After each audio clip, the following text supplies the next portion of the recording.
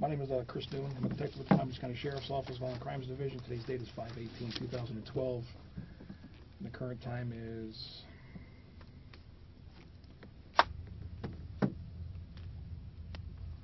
13:35 hours. Location is Palm Beach County Sheriff's Office, 3228 Gun Club Road, West Palm Beach. Interview room number one. I'm personally investigating an officer-involved shooting. The incident occurred at approximately May 16, 2012, 23:40 hours. The events under investigation took place in and around 1958 Road in Loxahatchee Grove, Florida. These circumstances are being documented under PBSO case number 12-075-875. Present with me are the following officials in the sworn statement, and they're asked to identify themselves and their affiliation for the record. Sergeant Michael Custer. Okay. And his counsel? Rick King, attorney for the PBA.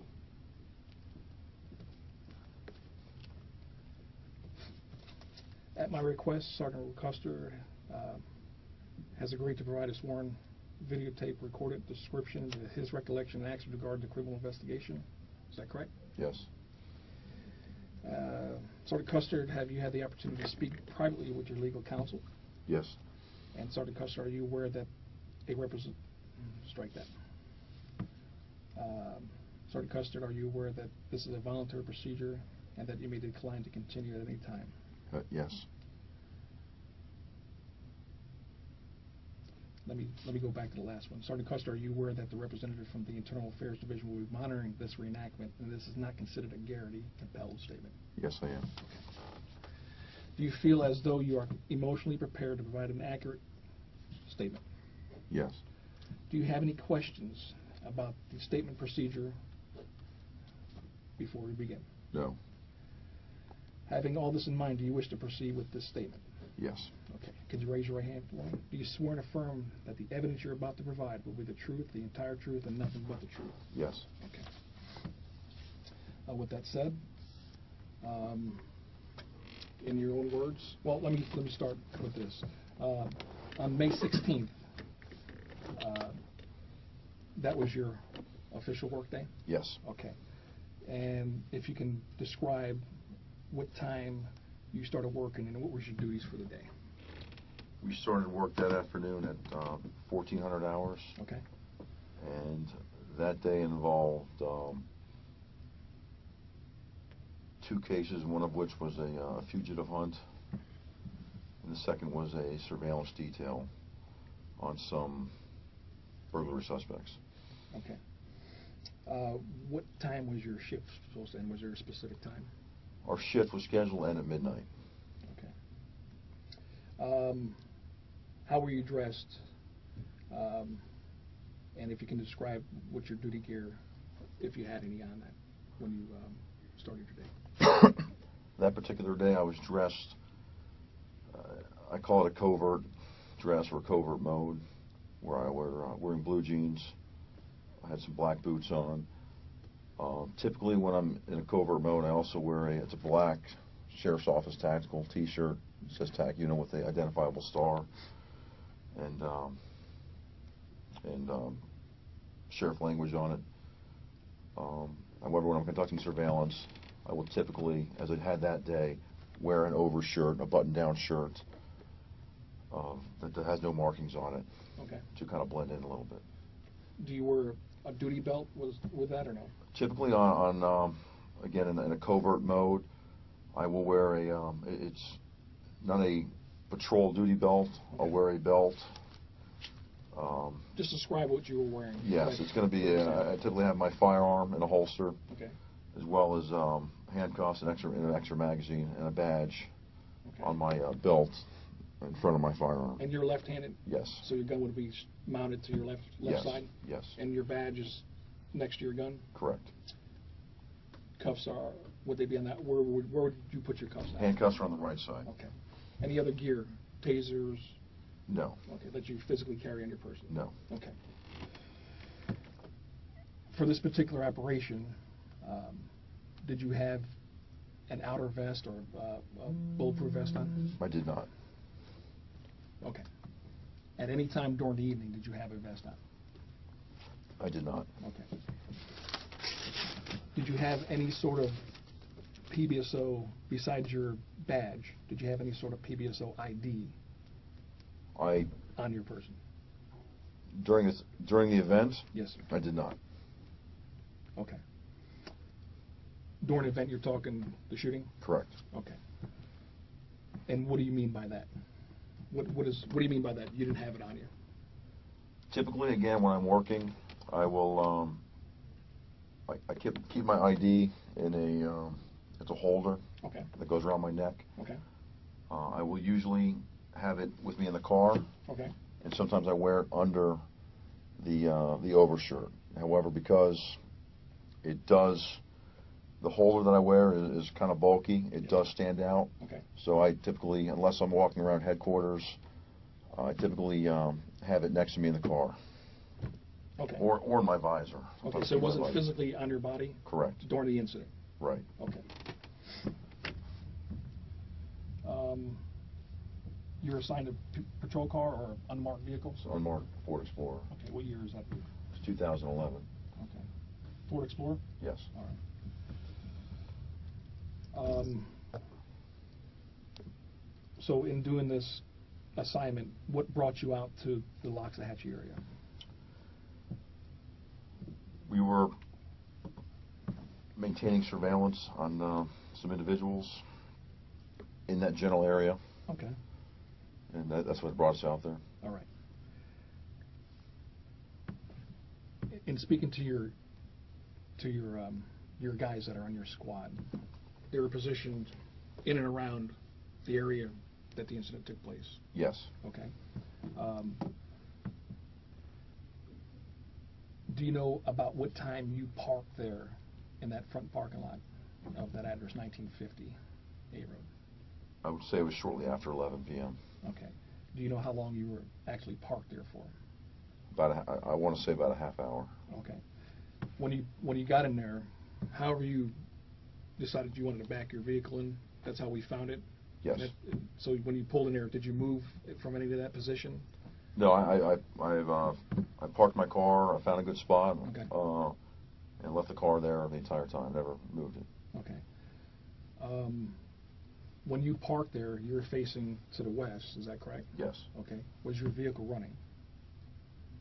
Throughout the time I was parked there? Or did you have it off? Do you remember? No, it was running. Okay. Was your windows down? No, they were up. Okay. When you pulled into that parking lot, if you can, do you remember? There's a gate to get into the enclosed property. Do you remember it being open or closed? I do not know. I have no idea. Can you describe?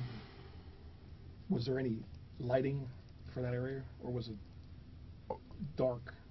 It was very dark out there. It typically is. I don't recall there being any lighting there. That's kind of one of the reasons why I picked that spot. It was nice and dark. Okay. And it appeared to be a closed business. Okay. So that's why I backed my car in there the way I did. All right. So you said you were parked there for about a half an hour. Yes. Now tell me, when the guy pulled up, his name is Seth. Tell me about that. I was parked there. Prior to being parked there, I'd made some notification phone calls, letting people know where I was and regarding my the case we were looking into. And is that command staff notifications, or is that to your guys? I called the CDO. Okay. To let him know what we were doing, and in case I needed resources, he was aware of some general information. Okay. Which I typically do. Okay. After speaking with him, I was in the car. There was some basic radio chatter about vehicles coming and going in the area where we were trying to monitor amongst my TAC squad. I saw a vehicle pull into the parking lot where I was parked. I rolled my window down a little bit to kind of, because of tinted glass, I want to get a better look at it and who it was. I wasn't sure if the car was pulling in to turn around or why a car was coming into the business, because my perception was it was a closed business. Right. And as I pulled the window down, I noticed the driver of the vehicle, his window was down, and he initiated a conversation.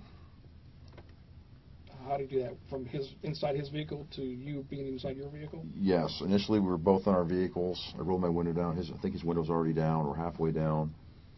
And he initiated a conversation. And basically, do you want to, what I heard or what I remember? Sure. Who the fuck are you, or who the hell are you, and what the fuck are you doing here? It was verbiage very similar to that. Okay. At that moment, again, I wasn't sure who he was. I replied in a standard format that I use because of a lot of my activities involve surveillance, and typically we have to park in front of somebody's home or in a driveway or behind somebody's business, things of that nature. We obviously can't park in the middle of the street. Right. So many times we're in front of a residence or a business. And I have a pretty standard response where I identify myself verbally. Okay. And I try to say, hey, how you doing, or hi. And I identify, my name is Sergeant Custer. I'm with the Sheriff's Office. We're looking at some things in the neighborhood. That's my general response. And is that what you said to him? And that's exactly what I said to him. Okay. As I was doing so, my ID, which was, it was sitting next to my lunchbox and my other gear on my passenger seat, I held up the window as I was doing that.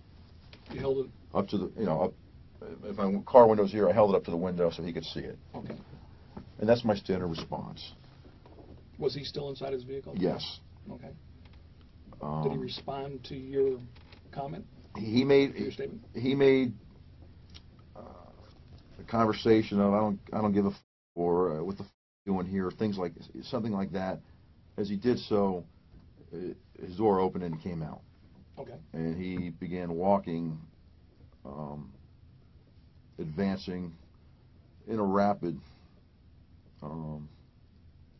pace towards my vehicle. And we were only, I didn't measure it, but maybe 10 to 12 feet away. Okay. So seeing that, and in his initial conversation, I could tell he wasn't happy I was there. Right. I wasn't sure what his intentions were, or who he was, or if he was related to the other investigation we were looking into. If he was a recon or a decoy, something along that nature. So because of that, I was fearful and got out of my car. Didn't want to be pinned or trapped into my car. Exited the car. As I was doing so, I said, I've already explained to you once, I'm with the Sheriff's Office. We're looking into something in the neighborhood. As I did so, the shirt that I wear is a shirt typical to yours, a button-down short-sleeve shirt, and I keep it unbuttoned and untucked. As I do so, as I was walking towards him, I kind of, I guess, bloused the shirt open so you could see the star emblem on my chest. Okay, so you had another T-shirt underneath your... Yes, as I explained earlier, I mentioned that earlier, I wear a TAC Sheriff's T-shirt okay. under my shirt. That's okay. readily identifiable. So I showed that, and I went with the Sheriff's Office, and I said, do not advance, or I think I said, don't charge me any further. As I did so, I put my hands up. And at that point, he was already in front of me. And the gap had been closed. And out of nowhere, and I couldn't tell you what hand it was, left or right hand, I have no idea, he grabbed me by the throat. Okay. And at that moment there, I realized it was a bad situation, and that his intentions were dangerous, and that he was a threat. Okay. We struggled. My main focus was getting his hand off of me. I countered. To describe that, how'd you get his hand off your neck? I'm not really sure. I'm not sure what technique I used. I've got, I'm not sure if I conducted an overarm bar or if I just pushed it away or what I did. Immediately when someone grabs your throat, I'm trained to do a couple of things, and one is to put your neck down to keep your airway open, and to it takes the effect of the grip off, and to get the hand off. Okay. So it wasn't on there, but more than a couple seconds. Okay. And I countered the technique, and there was a brief struggle where I was trying to push him back, and we may have locked up for a few seconds.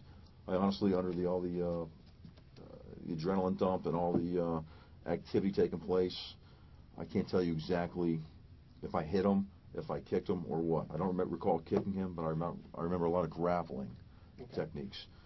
So at this point, I was very, very concerned as to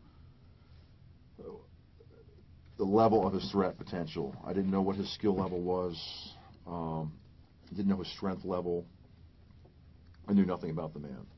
So I basically was able to get him off me, disengage, try to create distance, and I drew my firearm.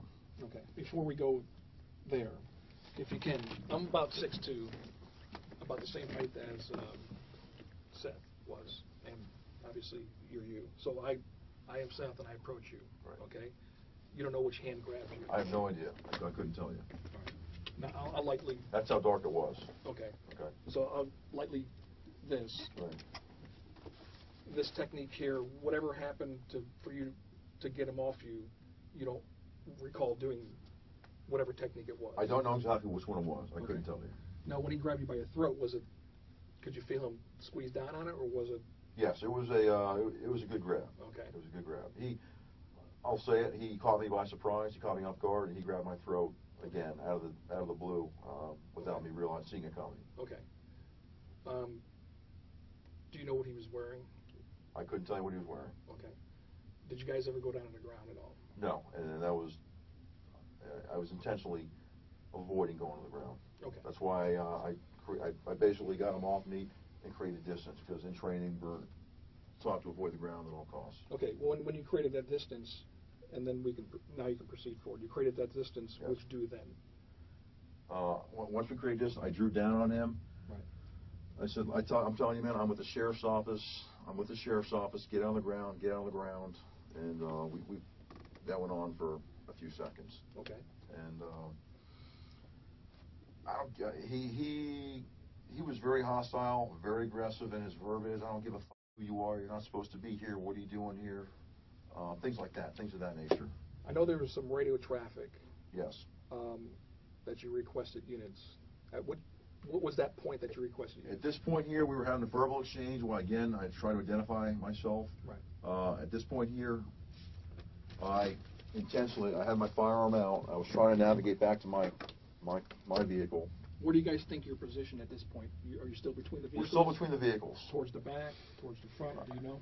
I don't know exactly. We were still generally between the vehicles. Okay. I had him at gunpoint. He was kind of, not complying with many verbal commands. Right. I told him, get on the ground, get on the ground. I went back to the car. I asked for backup. Was your radio in the car, or was it any person? I have two radios. One's the base mounted unit, which I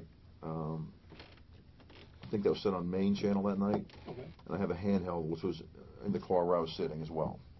I got on the radio. I don't know which one I got on first, if it was the handheld or the base. And I asked for backup units. And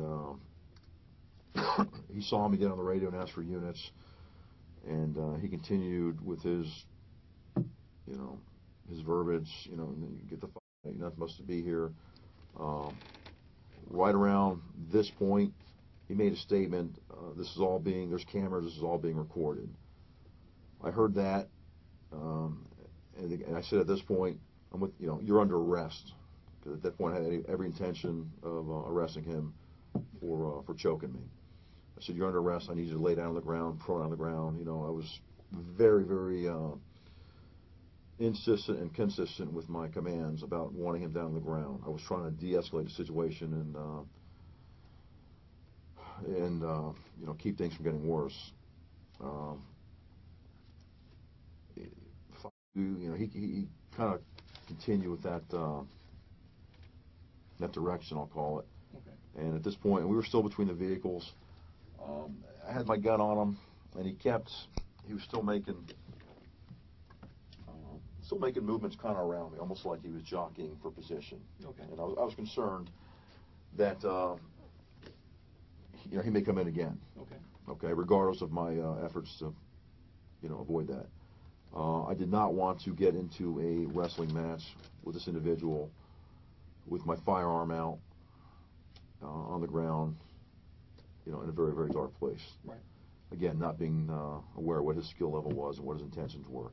As we were wrestling earlier, when we were locked up, I could also smell alcohol in his breath. So I was aware, he's possibly had been drinking, right. And I was very unsure what other medications or whatnot he might be on. So I was definitely concerned at this point. As this was taking place, again, we're still in the general area between the two vehicles. As this was taking place, he made a movement for the car, for his open car door. And he didn't say anything. And I said, don't go to the car, don't go to the car. As he did that, I literally kicked the door shut. Okay. Okay, with my foot, as I held him at gunpoint. I said, you go in the car, I'm going to shoot you.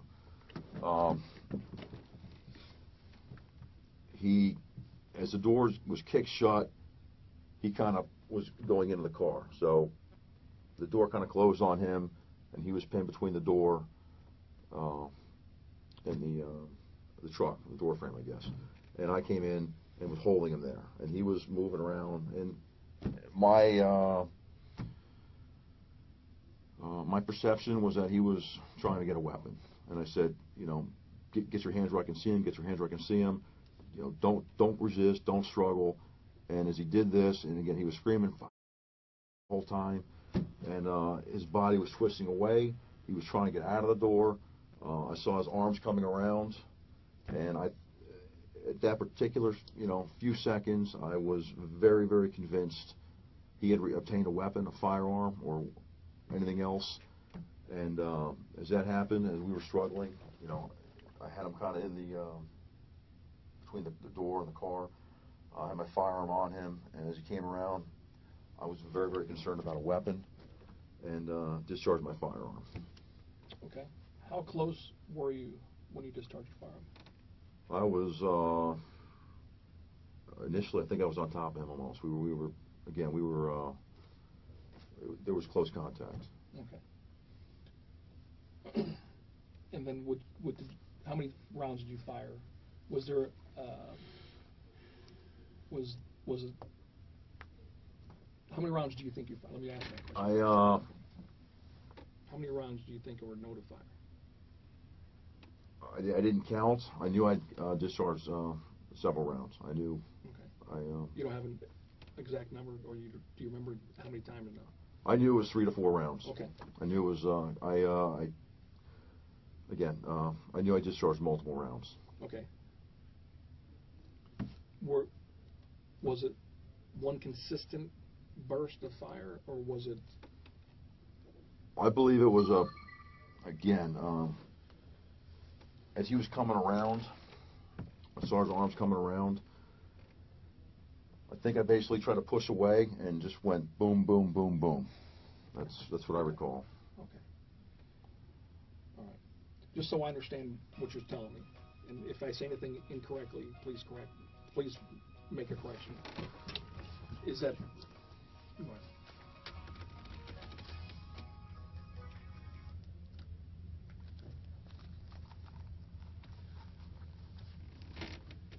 Before you discharged your weapon, he was coming out of the car, and we'll say this is his driver's You want side. to do right here on the Yeah. camera? This is his driver's side here. You're right here. Okay. You're him. Okay. Okay. This is the door area. This is the door. Let's just use this table as a reference. Okay. I am him. Okay. Okay.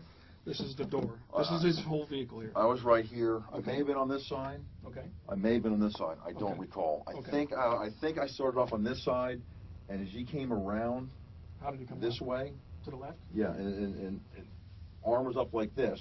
Okay. Okay, as he came around, I think I went to this side, but I'm not, again, under all the activity, I'm not sure what I did. Okay. As this was happening, I just discharged, boom, boom, boom, boom.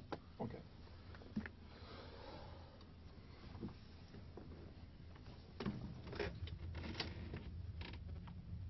And when this struggle was occurring up by the vehicle, or as he was coming, as you say, out of the vehicle, what were you thinking? What was your thought process there to fire your gun? I was scared that he obtained a weapon. Okay. Okay. I've seen numerous training videos over the years of individuals in altercations going back to their vehicles to get weapons. I thought he had grabbed a weapon. I wasn't sure if it was a gun or what it was. I had given him many, many orders. Don't go back. Stop resisting. Get on the ground. And I even told him, do not go to the truck. And I tried to stop him from doing so. I thought he had grabbed a weapon and was going to kill me. And the last thing I saw was literally my wife's face as he was spinning around. And that was it. Okay. After you discharged your rounds, whether they were 3 or 4, what happened next? I again created distance. He came out of the car. I wasn't sure if I'd even hit him. I didn't, he didn't fall down. There was nothing noticeable. And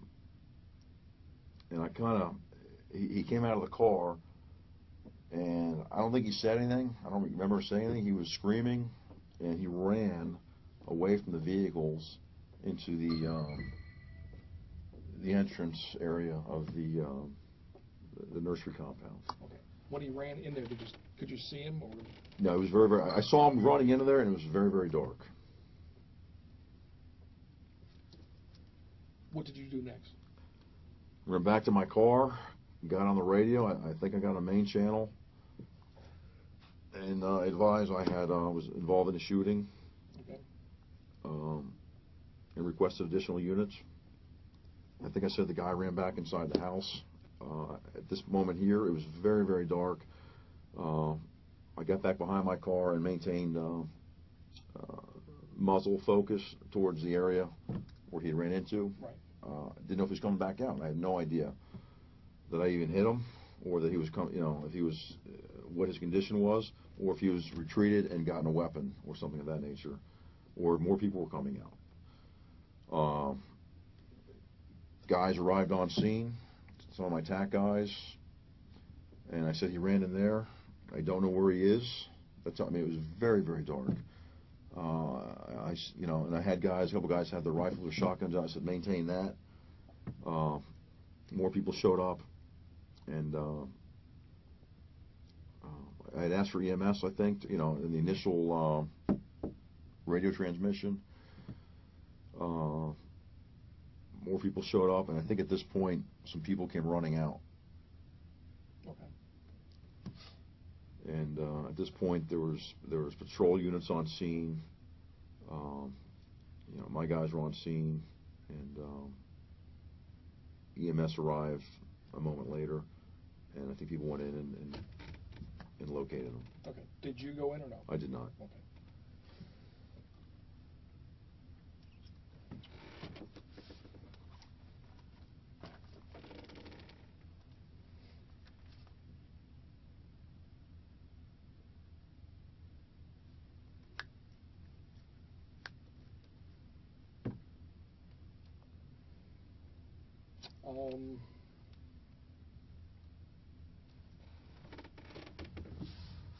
Actually, I just print these out here.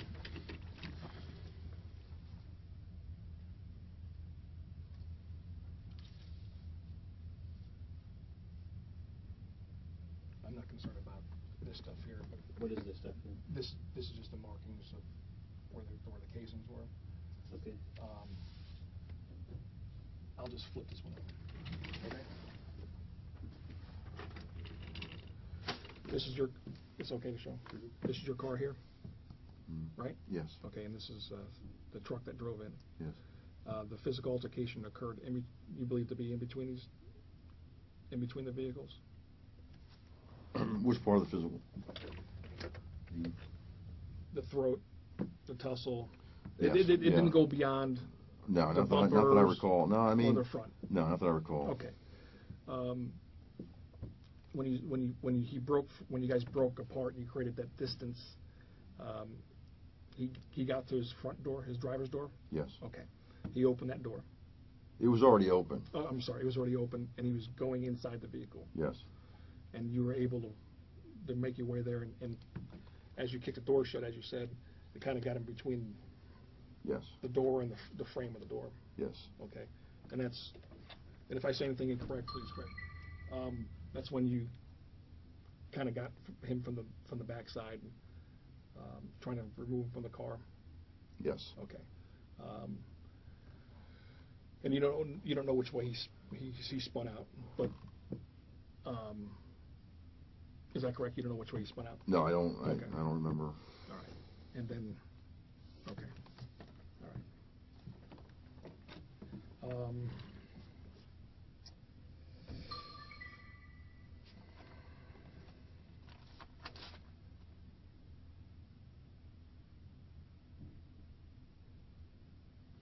So your guys showed up. They were positioned around the area, and then they came back.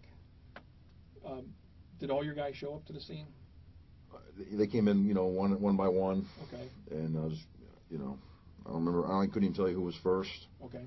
But I said just maintain focus on that front entrance area, and then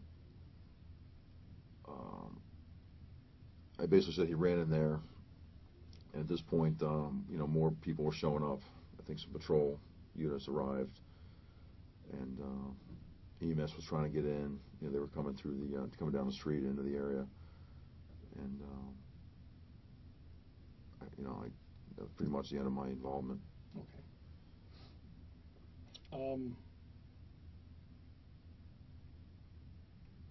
When he was spinning, when he was coming out of the car, did you see anything to be in his hands or no? I never actually saw his hands. Okay. So therefore, I didn't see anything in his hands. Okay. And because of everything that led up to that part of it, prompted you to use deadly force on him?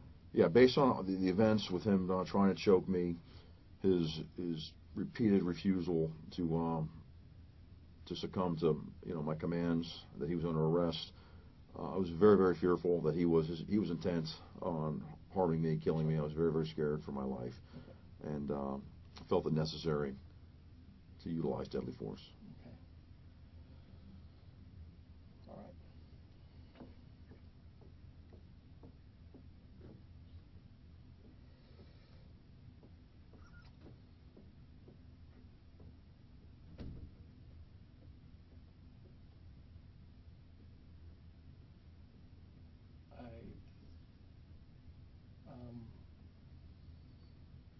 If you have any questions, can you just give me 1 second? Mm-hmm.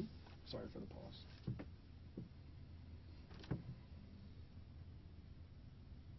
Okay.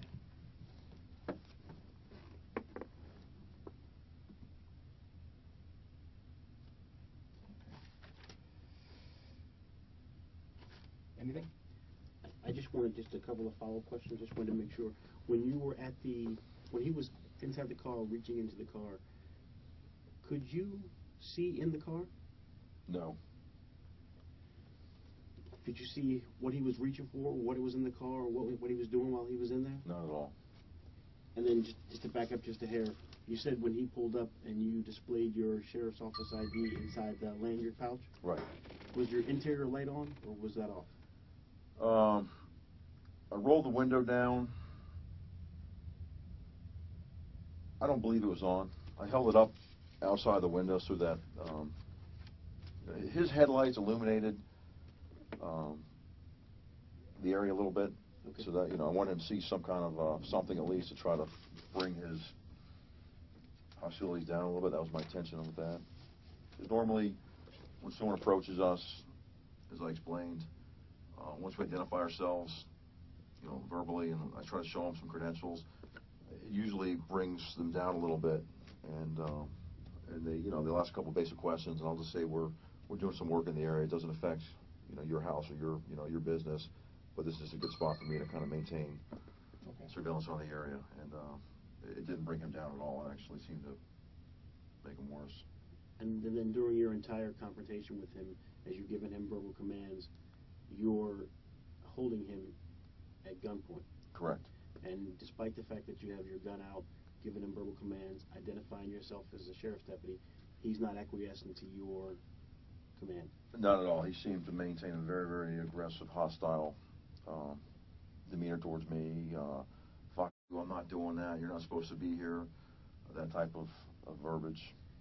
As you held him at gunpoint and went back to your car to get the radio, what did he do? I was very concerned trying to get back to the car safely. I had him at gunpoint. I knew my car door was open and my radio, both radios were accessible on the seat. I was trying to maintain a visual, and I kept trying to find my radio. He was coming in. He was almost like a wrestler, kind of stalking and trying to close the gap a little bit, and testing various angles, almost as if to try to manipulate or control, the situation or the scene to that level. So that was a huge concern, obviously. And he saw you on the radio talking. Yeah, he saw me on the radio calling for help. There's no doubt in my mind. He knew, I was a law enforcement officer. Again, identify myself verbally, identify myself visually.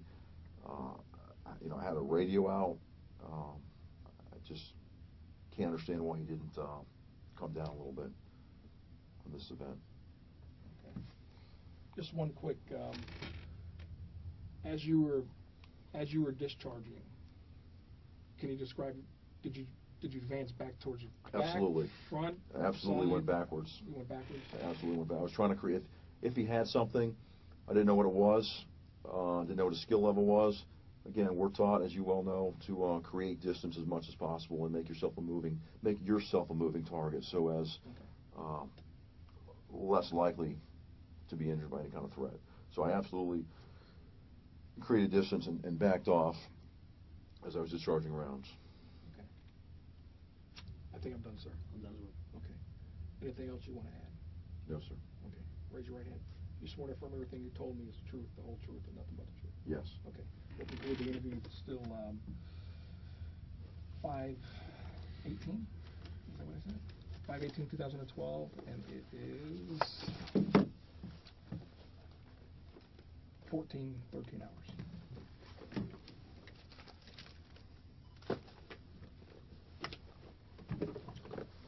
Oh.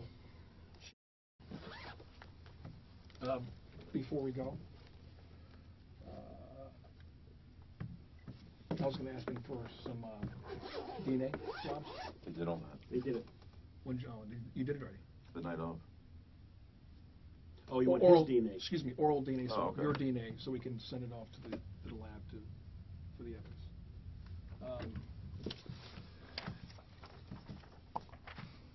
If you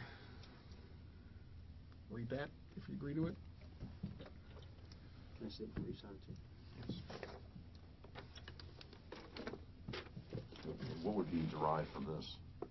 This is just to compare your DNA as a not compare, but your DNA in the case to elimination standard. Okay.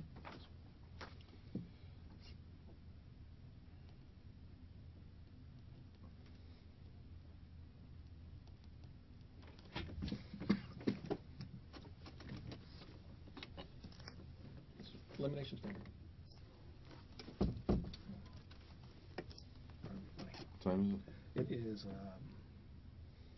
you can put 14:14. If you would take that, it opens at the top like a Band-Aid. Take those sticks out, interior cheek. Both different sides? Yes, sir.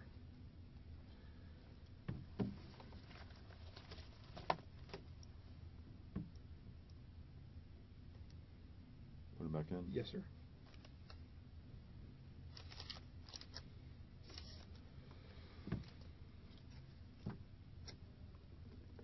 We're done, sir. I appreciate it. Thank you, Detective. Thank you, sir.